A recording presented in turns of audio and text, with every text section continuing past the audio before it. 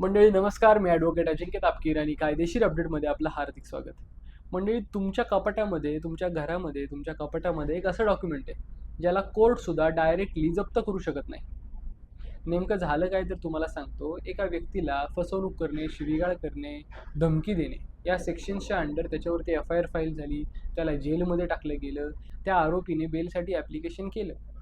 कोर्टाने ती बेल अप्रूव्हसुद्धा केली. पण त्या बेलच्या ज्या कंडिशन्स होत्या त्या खूप स्ट्रिक्ट होत्या. मग त्या कंडिशन थोड्याशा शिथिल व्हाव्या म्हणून त्या व्यक्तीने परत एकदा कोर्टामध्ये ॲप्लिकेशन केलं की त्या बेलच्या कंडिशन्स खूप स्ट्रिक्ट आहेत, थोड्याशा त्या शिथिल करा. उलटं कोर्टाने त्या कंडिशन्स अजून वाढवल्या, अजून स्ट्रिक्ट केल्या आणि असं सांगितलं की तुला देश सोडून जाता येणार नाही. तुला दर सोमवारी सकाळी 10 वाजता पोलीस स्टेशनमध्ये हजर राहून सही करावी लागेल. आपण सिंघम पिक्चरमध्ये पाहिलं होतं सेम तसं.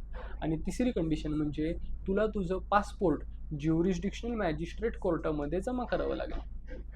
आता या ऑर्डरच्या विरुद्ध तो व्यक्ती मद्रास हायकोर्टात गेला. मद्रास हायकोर्टाचं याच्यामध्ये स्पष्ट एक जजमेंट आलेलं आहे, ज्याच्यामध्ये मद्रास हायकोर्ट असं म्हणतं आहे की पासपोर्ट हे पासपोर्ट ॲक्टच्या अंडर इश्यू केलं जातं आणि पासपोर्ट ॲक्ट ही स्पेशल ॲक्ट आहे. आता कोर्टाला CRPCच्या सेक्शन 104 अनुसार कोणतंही डॉक्युमेंट जप्त करण्याचे अधिकार आहेत.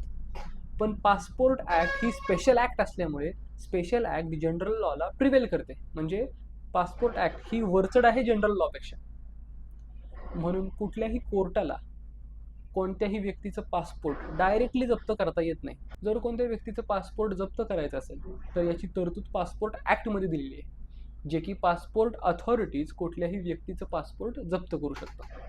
मग या केसमध्ये जर कोर्टाला या व्यक्तीचं पासपोर्ट जप्त करायचं असेल तर पहिले इन्स्ट्रक्शन पासपोर्ट अथॉरिटीला दिले जातील. पासपोर्ट अथॉरिटी ते पासपोर्ट जप्त करणार आणि त्याच्यानंतरच ते पासपोर्ट ही लिगली जप्त झाले असं समजलं जाईल. त्यामुळे मद्रास हायकोर्टाने ज्या 2 कंडिशन्स होत्या की देश सोडून जायचं नाही आणि दर सोमवारी सही करायला यायचं, या कंटिन्यू केल्या, पण पासपोर्ट जप्त करण्याची जी कंडिशन होती ती रिजेक्ट केलेली आहे.